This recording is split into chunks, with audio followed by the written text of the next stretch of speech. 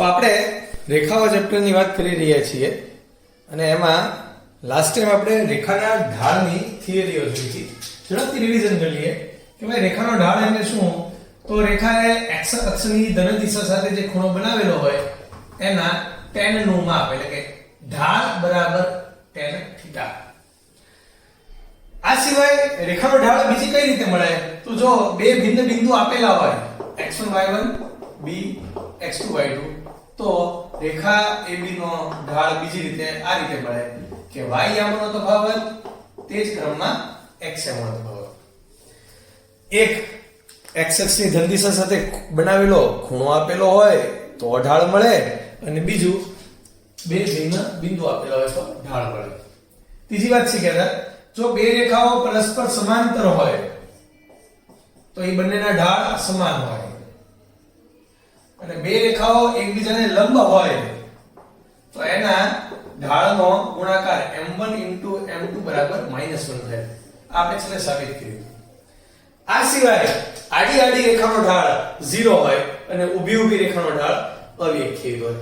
આડી આડી એટલે સમક્ષિતિજ x અક્ષને સમાંતર, ઊભી ઊભી એટલે x અક્ષને લંબ અથવા તો શિરોલંબ.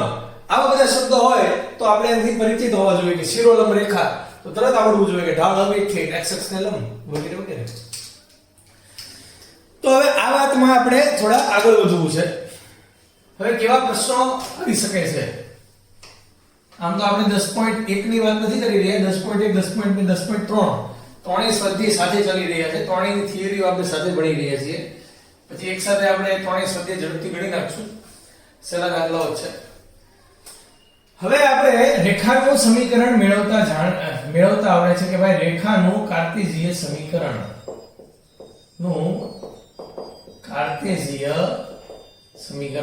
તમને યાદ હશે પ્રચલ સમીકરણ પરથી કાર્ટેશિય સમીકરણ મેળવ્યું હતું કે ભાઈ a x1 y1 હોય b x2 y2 હોય તો રેખા AB નું કાર્ટેશિય સમીકરણ x x1 તમને યાદ હશે આ બધું બધા x એમ આવે આ બધું બધા y એમ આવે x2 x1 y y1 y2 y1 એટલે એક ઉદાહરણ લઈએ આપણે રિવિઝન કરીએ એનું કે a 1,3 હોય b 2,4 હોય તો જો મારે રેખા AB નું કાર્ટેશિય સમીકરણ મેળવવું હોય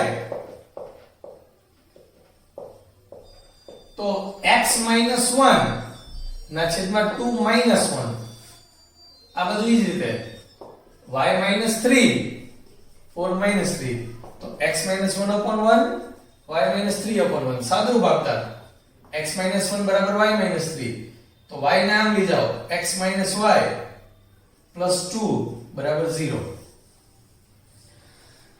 તો આ સહેલું છે. આની પ્રેક્ટિસની જરૂર નથી. બે ત્રણ દાખલા ગણો એટલે આ સૂત્ર આપણને આવડી જાય. પણ આને અને ઢાળને શું સંબંધ છે? તો હવે આપણી પાસે જો બે બિંદુઓ હોય તો આપણી પાસે રેખાનો ઢાળ છે કે ભાઈ AB નો ઢાળ આપણે શું લખીએ છીએ y નો તફાવત તે જ ક્રમમાં x નો તફાવત આપણે લખીએ છીએ y2 y1 x2 x1. જો આ થિયરીમાં ફેરફાર કરવામાં આવે એટલે કે થોડું સાદુરૂપ આપવામાં આવે આ y2 y1 ને હું આમ લઈ જાવ તો y2 y1 આને આમ નામ રહેવા દઉં અને અહીંયા x x1 છે એ આમ નામ છે. જો શું કર્યું આ આમનું આમ છેદ છે આ બાજુએ જાય અંશમાં ગુણાય તો હવે આ આવું થઈ ગયું y y1 y લખું છું બરાબર ઢાળ x x1. એટલે થયું શું એ આપણે સમજીએ. આ રેખાનું કાર્ટેશિય સમીકરણ હતું એનું આપણે સાદુરૂપ આપ્યું એટલે આપણને આ મળ્યું. એટલે આ કાર્ટેશિય સમીકરણ જ છે, આ રેખાનું સમીકરણ જ છે. પણ જો તમારે હવે રેખાનું સમીકરણ મેળવવું હોય તો કાં તો રેખા પરના બે બિંદુઓ જોઈએ અથવા રેખાનો ઢાળ હોય તો ચાલે, પણ સાથે એક બિંદુ તો જોવે જ x1, y1, તો પછી એક બિંદુ અને ઢાળ જોવે. તો એક સ્ટેપ આપણે એડવાન્સ એટલે કે એક પગથિયું ઉપર ચડ્યા. જો આ બધું લખી જ નાખવાનું, આવું જવા દો. જે પગથિયું ઉપર ચડ્યા ને હું ક્લિયર કરું કે ભાઈ હવે આપને રેખાનું સમીકરણ કેમ મળશે? તો ફર્સ્ટ, જો બે બિંદુઓ આપેલા હોય તો, અને સેકન્ડ, એક બિંદુ અને રેખાનો ઢાળ જેને આપણે એમ કહીએ છીએ હોય તો. જો બે બિંદુ આપેલા હોય તો રેખાનું સમીકરણ x - xm, x2 - xm, y - ym, y2 - ym, અને એક બિંદુ અને ઢાળ આપેલો હોય તો y માઈનસ ઈ બિંદુનો ym બરાબર ઢાળ x - xm. અહીંયા a x1 y1, b x2 y2 આ બે બિંદુ આપેલા હોય. અહીંયા એક બિંદુ અને એક ઢાળ હોય. આ સૂત્ર ખૂબ અગત્યનું બની રહેશે રેખાના સમીકરણ મેળવવા માટે. રેખાનું સમીકરણ તમને વારંવાર આ ચેપ્ટર રેખાઓ ચેપ્ટરનું નામ છે. રેખાનું સમીકરણ વારંવાર દાખલાઓ પૂછશે કે રેખાનું સમીકરણ મેળવો, રેખાનું સમીકરણ મેળવો. તો આપણે જો રેખાનું સમીકરણ મેળવવું હોય તો આપણી પાસે રેખા પરનું એક બિંદુ હોવું જોઈએ, રેખાનો ઢાળ હોવો જોઈએ, અથવા રેખા પરના બે બિંદુ હોવા જોઈએ, તો આપણે રેખાનું સમીકરણ મેળવી શકીએ. તો હવે આ બધી વાત જે આપણે બરાબર મગજમાં નાખી એનો થોડાક દાખલાઓ ગણવામાં આપણે ઉપયોગ કરીએ. તો થોડી પ્રેક્ટિસ કરીએ. ફર્સ્ટ ભાઈ -4,3 આ બિંદુ માંથી પસાર થતી અને જેનો ઢાળ 2 હોય તેવી રેખાનું સમીકરણ.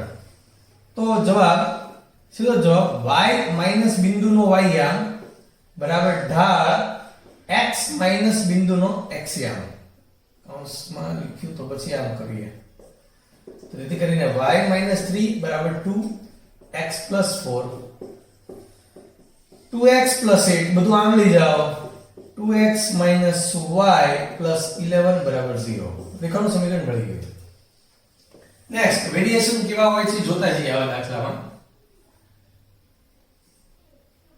2, -3 માંથી પસાર થતી અને x અક્ષની ધન દિશા સાથે 45 અંશનો ખૂણો બનાવતી રેખાનું સમીકરણ. તો ભાઈ તમને આવું જે લખું છું એ વંચાવવું જરૂરી છે, એટલા માટે કે હું બોલતો જાઉં ને લખતો જાઉં છું એટલે પછી આવા અક્ષર હોય, પણ તમને હું બોલું છું એ બધું વંચાવવું જરૂરી છે. તો એક બિંદુ આપી દીધું છે પણ રેખાનો ઢાળ સીધી રીતે નથી આપ્યો, ટ્વિસ્ટ કરીને આપ્યો છે. તો અહીંયા ઢાળ એટલે કે tan 45 થશે. કેમ? x અક્ષની ધન દિશા સાથે ખૂણો બનાવે છે એટલે. તો ઢાળ થયો 1 આ બિંદુ. તો રેખાનું સમીકરણ y માઈનસ ym ઢાળ x minus xm y plus 3 x minus 2 બધું આમ લઈ જઈએ, x minus y minus 5 0. Very good. હવે આમાં કેટલા બધા વેરિએશન હોય? આમ તો આપણે બધા વેરિએશન એકવાર જોઈ લઈએ.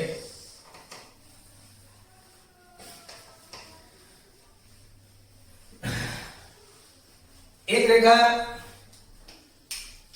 હવે આગળના વેરિએશન માટે એક નવી વાત એડ કરીએ, અંતઃખંડ. અંતઃખંડ એટલે શું? દાખલા તરીકે આ એક રેખા છે 2x 3y 6 બરાબર 0. આ એક રેખા છે. તો દરેક રેખાને, દરેકને તો એવું ન હોય પણ રેખાને x અંતઃખંડ અને y અંતઃખંડ મળે. બે પ્રકારના અંતઃખંડ હોય. એક હોય x અંતઃખંડ અને બીજો હોય y અંતઃખંડ. એક વારમાં આવડી જાય એવું છે, બહુ સહેલું છે, ઈઝી છે. x અંતઃખંડ એટલે બીજું કાંઈ નહીં, x અક્ષને જે બિંદુમાં છેદે, દાખલા તરીકે અહીંયા એ બિંદુમાં છેદે તો આ એનો x અંતઃખંડ થયો. તો એ આપણને કેમ મળે? તો બહુ સીધી વાત છે કે x અક્ષને જ્યાં છેદે આ બિંદુનો y યામ હંમેશા 0 હોય. એટલે જો રેખાના સમીકરણમાં હું y બરાબર 0 મૂકી દઉં ને એટલે મને x અંતઃખંડ મળે. એટલે x અંતઃખંડ મેળવવા માટેની હિન્ટ, તો રેખામાં y બરાબર 0 મૂકતા, મૂકવામાં 0, 2x 6 બરાબર 0, x બરાબર 3. તો એવી રીતે એટલે કે આ આપણને એના મળ્યા 3,0. અહીંયા b હોય તો ઝડપથી b ના મારી પહેલા થિયરી પણ તમારો કોન્સેપ્ટ ક્લિયર હોવો જોઈએ કે રેખાના સમીકરણમાં y અંતઃખંડ મેળવવા માટે x બરાબર 0 મૂકો તો y બરાબર મળશે 2 એટલે 0,2. તો આ રેખાનો y અંતઃખંડ 2 છે. હવે બે ત્રણ પ્રશ્ન પૂછી લઉં તમને. 3x 4y 12 બરાબર 0. ચલો ઝડપથી x અંતઃખંડ y લખી દો. અંતઃખંડ કેમ લખાય? અંતઃખંડ. ચલો x અંતઃખંડ y અંતઃખંડ મારી પહેલા ગણાઈ જવું જોઈએ. x અંતઃખંડ y બરાબર 0 મૂકો, x બરાબર -4. y અંતઃખંડ x બરાબર 0 મૂકો, y બરાબર +3. જેને વ્યાપક રીતે, જે રીતે અહીંયા આપણે બે સૂત્ર લખ્યા છે એમ વ્યાપક રીતે સૂત્રની રીતે આમ લખાય કે ax by c બરાબર 0. જો આ રેખા હોય તો આનો x અંતઃખંડ એટલે કે y બરાબર 0 - c upon a અને y અંતઃખંડ - c upon b. x બરાબર 0 મૂકી દીધું, આખું 0 થઈ ગયું, -c upon b. Super. MCQ માં પૂછે તો આ બધું આવડે એટલે બધી વાતો કરી રહ્યો છું. તો હવે આપણે અંતઃખંડ નવો વિચાર એડ કરીએ. આમ કે આપણે બીજો દાખલો કે ભાઈ એક રેખાનો ઢાળ -2 છે અને x અંતઃખંડ 5 છે. તો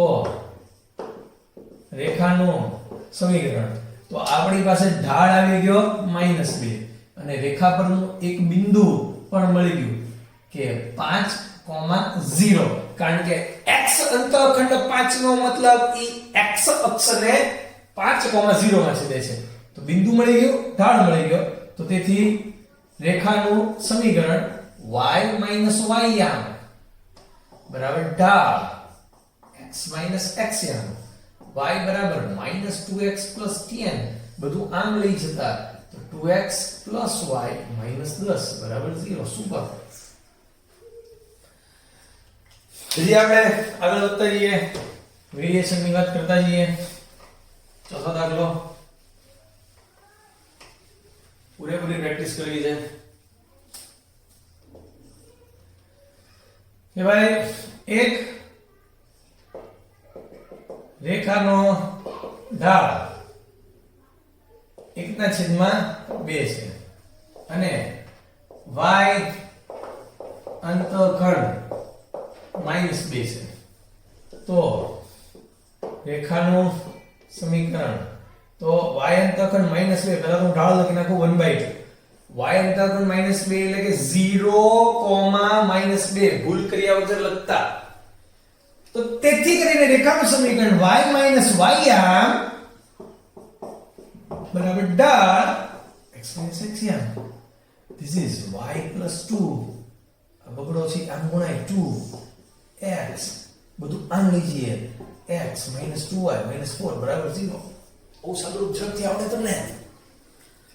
તો આ આપણે રેખા પરનું બિંદુ અને ઢાળ ની પ્રેક્ટિસ કરી. હજી આનો ઉપયોગ ક્યાં ક્યાં થાય એની પણ આગળ વાત કરીએ આપણે.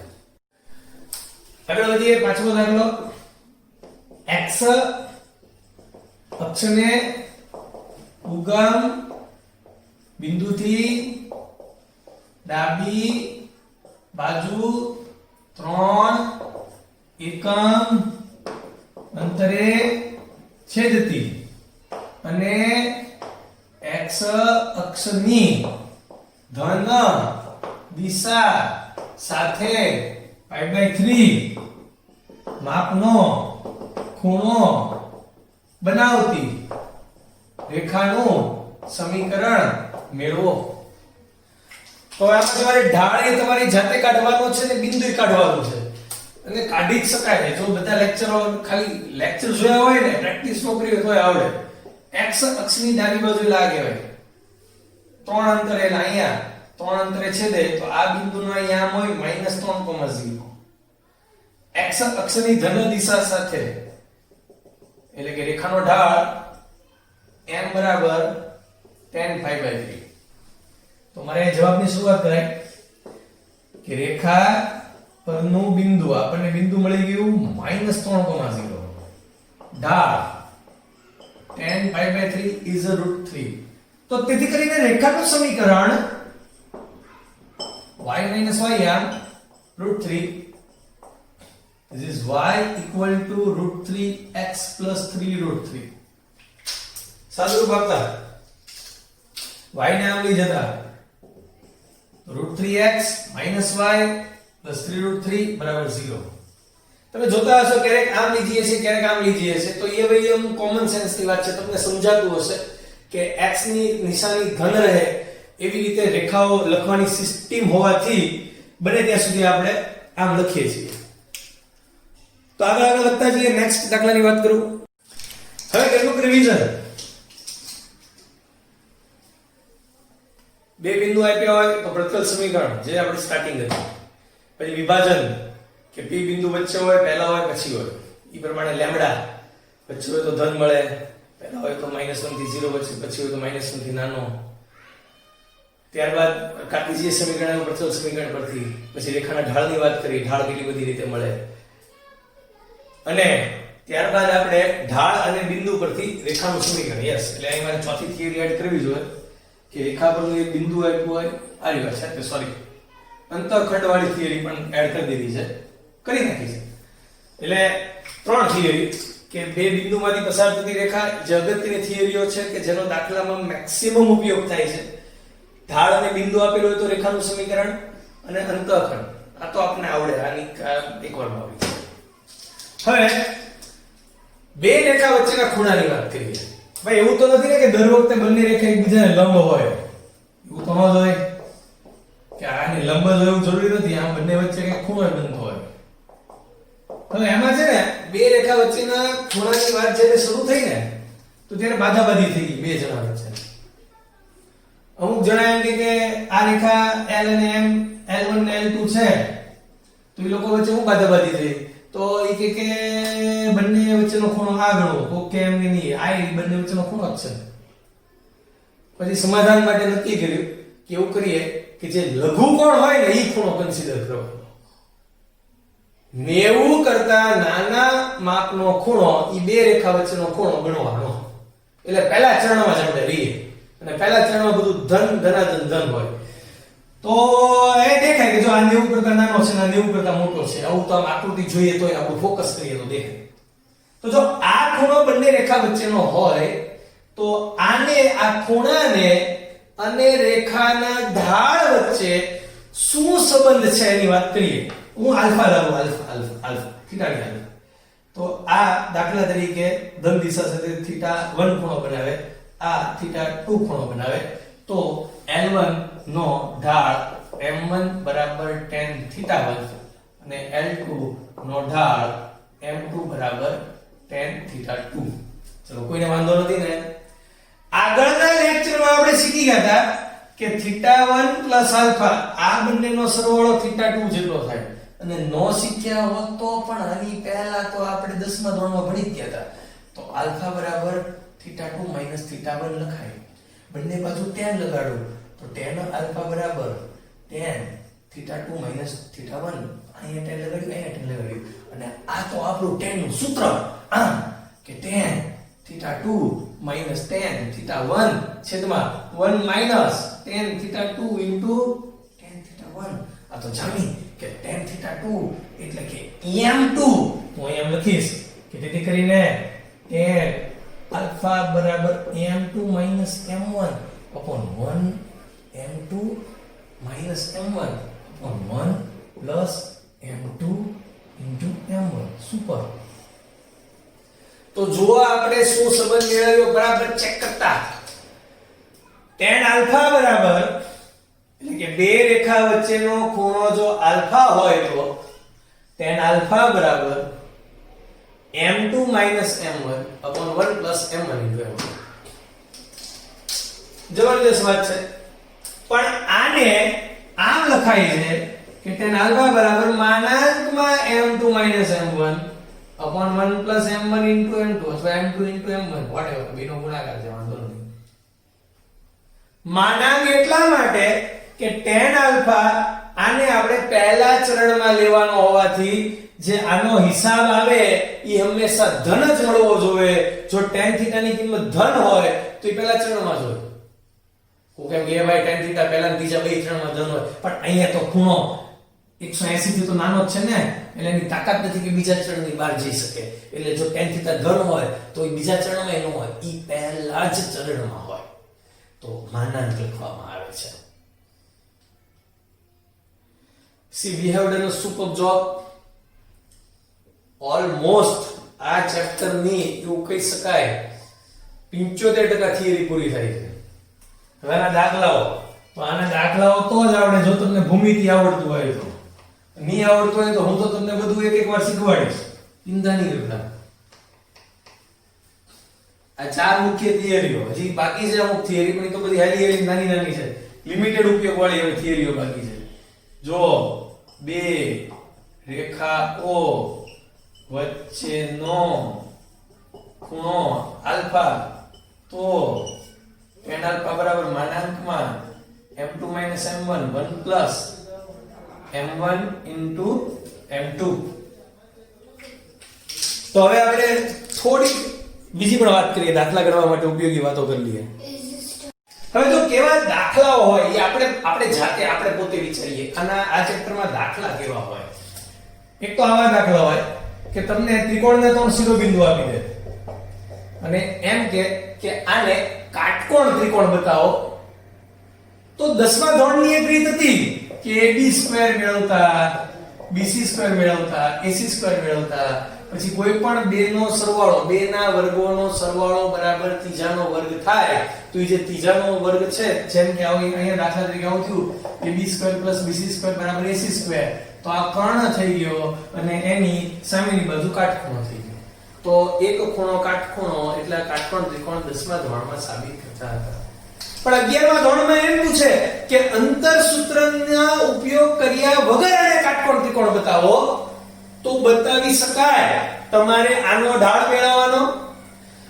એટલે કે AB નો ઢાળ મેળવવાનો આમ તો ત્રણેયના ઢાળ મેળવવાના AB નો ઢાળ BC નો ઢાળ AC નો ઢાળ અને કોઈ પણ બેના ઢાળનો ગુણાકાર -1 થવો જોઈએ જેમ કે જો AB અને BC ના ઢાળનો ગુણાકાર -1 થાય ને તો B કાટકોણ કારણ કે આ બંને એકબીજાને લંબ થયા તો જ એ બંનેના ઢાળનો ગુણાકાર -1 થાય આ બંનેના ઢાળનો ગુણાકાર -1 તો C કાટખૂણો AB અને AC ના ઢાળનો ગુણાકાર -1 તો A કાટખૂણો જે કોમન આવે છે કાટખૂણો અને એક ખૂણો કાટખૂણો એટલે કાટખૂણો તો એક તો આવા દાખલા બની શકે હું તમને જો કેવા દાખલા બની શકે એની વાત કરી રહ્યો છું પછી તમને ગણવા હોમવર્કમાં પણ આપીશ ચિંતા નહીં કરતા નેક્સ્ટ એટલે કાટકોણ ત્રિકોણની થિયરી આપણે ક્લિયર કરી બીજી વાત આવી શકે છે કે બતાવો કે ચતુષ્કોણ PQRS સમાંતર બાજુ છે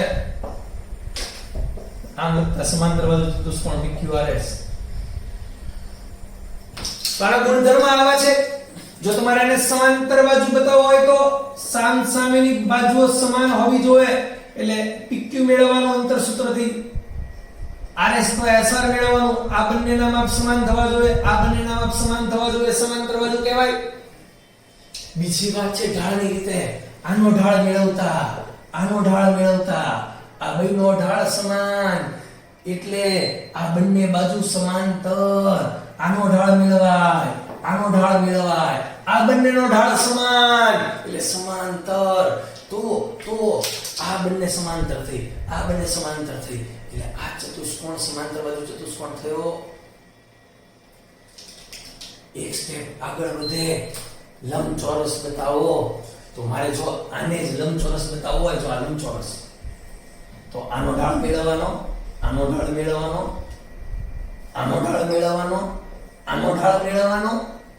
એટલે આ બેના ઢાળ સમાન અને આનો અને આના બંનેના ઢાળનો ગુણાકાર -1 એક જ ખૂણો કાટખૂણો થવો જોઈએ એટલે બાકીના ત્રણે તો ઓટોમેટિક કાટખૂણા થાય કેમ કારણ કે પાસ સમાંતર બાજુ તો થઈ ગયો પહેલા એટલે પાસ પાસેના 180 લા ઓટોમેટિક કાટખૂણો સામસામેના સમાન એટલે ઓટોમેટિક કાટખૂણો આ બધા ઓટોમેટિક એટલે રાઉન્ડ કરો ઓટોમેટિક એક જ કાટખૂણો બતાવવાનો જો ક્યાંથી સ્ટાર્ટ કર્યું હતું કાટકોણ ત્રિકોણથી સ્ટાર્ટ કર્યું હતું તે કાટકોણ ત્રિકોણ સાબિત કરવાનું પૂછે સમાંતર બાજુ બતાવો એમ પૂછે લંબચોરસ બતાવો એમ પૂછે આગળ વધીએ તો બધા ગુણધર્મ તમે નોંધતા જજો 10મા ધોરણનું રિવિઝન છે લંબચોરસ કોને કહેવાય તમે ભણી ગયા છો સમાંતર બાજુ કોને કહેવાય ભણી ગયા છો રિવિઝન કરાવી રહ્યો છો કાટકોણ ત્રિકોણ બહુ આવી ગયો નેક્સ્ટ દાખલો ગણી છે એના યામ છે -3,2 બી ના યામ છે 5,6 આનું સમીકરણ મેળવો આનું એટલે કે એવી રેખા મેળવો જે રેખાખંડ AB ને લંબ હોય અને AB ના મધ્ય બિંદુમાંથી પસાર થતી હોય L નું સમીકરણ મેળવો એટલે એમ કહેવાય રકમ લખું A અને B તો રેખાખંડ AB ના લંબ દ્વિભાજકનું સમીકરણ જો મારે કોઈ પણ રેખાનું સમીકરણ મેળવવું હોય તો રેખા પરનું એક બિંદુ જોઈએ અને રેખાનો ઢાળ જોઈએ તો મને આ રેખા પરનું બિંદુ તો મળી જાય કારણ કે આ જે બિંદુ છે ઈ AB નું મધ્ય બિંદુ છે અને રેખા L પર આવેલું છે તો AB નું મધ્ય બિંદુ મને ડાયરેક્ટ મળી જાય જવાબ કે રેખાખંડ AB નું મધ્ય બિંદુ M ધારી લઈએ તો M ના M આ બંનેનો સરવાળો -3 + 5 એટલે +2 એના ભાગ્યા 2 1 2 ને 6 8 ભાગ્યા 2 એટલે 4 ચાલો M ના M 1,4 મળી ગયા હવે મારે રેખા L નો ઢાળ જોઈએ તો રેખા L નો ઢાળ કેમ મળે રેખા L નો ઢાળ મળે આમ AB લંબ રેખા L છે તેથી રેખા AB નો ઢાળ ગુણ્યા L નો ઢાળ બરાબર -1 થાય કારણ કે જે બે રેખા પરસ્પર લંબ હોય કારણ કે આ રેખાખંડ AB ને આ લંબ છે તો રેખા AB ને તો લંબ આ રેખા AB ને લંબ થાય તો આ બંનેનો ઢાળ -1 થાય હવે AB નો ઢાળ એટલે y યામનો તફાવત ના છેદમાં x યામનો તફાવત L નો ઢાળ મેળવવાનો છે ચલો 6 માંથી 2 જાય 4 5 ને 3 8 ગુણ્યા L નો ઢાળ તો આપણે L નો ઢાળ મળ્યો -2 તેથી કરીને રેખા L નો ઢાળ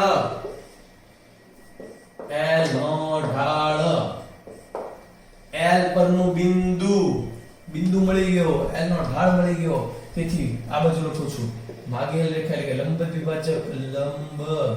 દ્વિભાજક રેખા L નું સમીકરણ y - y યામ બરાબર ઢાળ x - x યામ તમારી આગળ જગ્યા હોય એટલે તમારે વ્યવસ્થિત લખવાનું y - 4 - 2x + 2 બધું આમ લઈ જતા 2x + y - 6 બરાબર 0 રેખા L નું સમીકરણ મળી ગયું સી આપણે જબરદસ્ત ડિસ્કશન કરી છે આજના લેક્ચરમાં ઘણી બધી થિયરી અને ખૂબ અગત્યના દાખલાઓની વાત કરી છે મારી પાસે એનસીઈઆરટી ની ટેક્સ્ટ બુક છે. તમે હવે ઓલમોસ્ટ સ્વાધ્યાય 10.1 ગણી શકો છો, સાથે સાથે 10.2 પણ આખો ગણી શકો છો, સિવાય કે અમુક દાખલાઓ પી આલ્ફા પ્રકારની એક થિયરી બાકી છે. એ થિયરી અત્યારે કરી શકાય નહીં તો પછી બહુ બધી આજના લેક્ચરમાં થિયરીઓ વધી જશે, એટલે એ એક થિયરી બાકી રાખીએ. 10.3 પણ તમે ગણી શકો છો, 3 સ્વાધ્યાય. અને આપણે એવું કામ કરીએ જ તે કે 10.1 10.2 10.3 આમ તો 10.4 ને 10.5 નાના નાના છે, એ આવડે એવું જ છે, પણ એમાં બે વાત મારે કરવી પડે. તો હોમવર્કમાં આપણે એવું આપી દઈએ છીએ તમને. જો આજે શુક્રવાર થયો, હવે હું તમને સોમવારે લેક્ચર મૂકીશ. ત્યાં સુધીમાં તમારે આટલું કામ કરવાનું છે. આજે જે ભણાવ્યું એ 2 વાર થિયરિટિકલ ચેપ્ટર છે, એટલે 2 વાર હું તમને બોર્ડ વર્ક આપીશ. જેટલું ભણ્યા ને એટલું 2 વાર. એટલે અત્યારે ભણાવતી વખતે ક્લાસરૂમ બુકમાં લખ્યું એની ઈ હોમવર્કમાં ન ભણી એક બાજુ, પછી એનું રિવિઝન એકવાર કરવાનું, પાછું રિવિઝન એકવાર કરવાનું, એટલે થિયરી બરાબર મગજમાં ઉતરી જાય. આટલું 2 વાર હોમવર્ક થાય. બોર્ડ વર્ક પ્લસ એનસીઈઆરટી નો સ્વાધ્યાય 10.1, સ્વાધ્યાય 10.2, સ્વાધ્યાય 10.3. એટલે હવે હું જે તમારો સોમવારનો લેક્ચર હશે ને એમાં આમાં જે ડાઉટ છે, કારણ કે એક થિયરી બાકી છે, એટલે એ થિયરીને લગતા 4 થી 5 દાખલા તમારે ગણાવવાના છે, મને ખબર છે. એટલે એ તો ડાઉટમાં આવવા જ જોઈએ. મેન્ટર ટીચર જ્યારે ડાઉટ મોકલે ને ત્યારે એ દાખલાઓ તમારે બધાને આવવા જ જોઈએ કે આ દાખલા આ બધા વિદ્યાર્થીઓ ડાઉટમાં મોકલ્યા છે, એ દાખલા બધા આવડી જાય તો એ ડખો થાય. એટલે હું થયું કહેવાય મટીરીયલમાંથી ઉતારા થયા કહેવાય એમ. એ કામ ન થવું જોઈએ, એ ડાઉટમાં આવવા જોઈએ. તો 3 સ્વાધ્યાય કમ્પ્લીટ કરવાના અને એના ડાઉટ તમારે મને મોકલવાના. એટલે સોમવારના લેક્ચરમાં જો એક લેક્ચરમાં નહીં પૂરું થાય તો આપણે 2 લેક્ચર લઈશું. 10.4 10.5 એક લેક્ચરનું કામ છે. તમે જોશો 3 3 4 4 દાખલા છે એમાં, અને પછી મિસેલેનિયસ પ્રકારના સ્વાધ્યાય છે. ફરીવાર બોર્ડ વર્ક 2 વાર, સ્વાધ્યાય 10.1 ગણવાનો, 10.2 ગણવાનો, 10.3 ગણવાનો, અને એના ડાઉટ મને સોમવાર સુધીમાં મોકલવાના. એટલે સોમવારે હું લેક્ચર લઈ અને તમને આખા દિવસમાં ગમે ત્યારે ડાઉટ તમારે આવ્યા પછી લેક્ચર લઈને તમને ડાઉટ મોકલીશ. અહીંયા સુધી રાખીએ છીએ. Thank you.